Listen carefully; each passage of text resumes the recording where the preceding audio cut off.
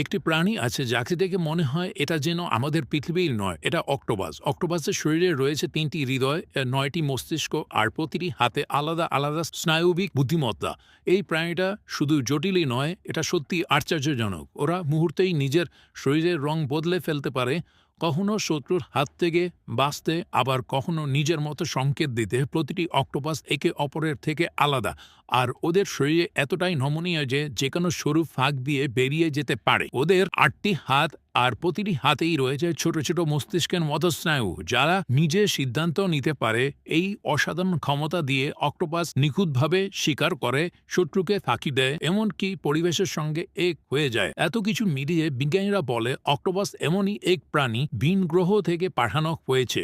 এটা কি কাকতালীয় নাকি সত্যি আমাদের চোখের সামনে লুকিয়ে থাকা এক এলিয়েন?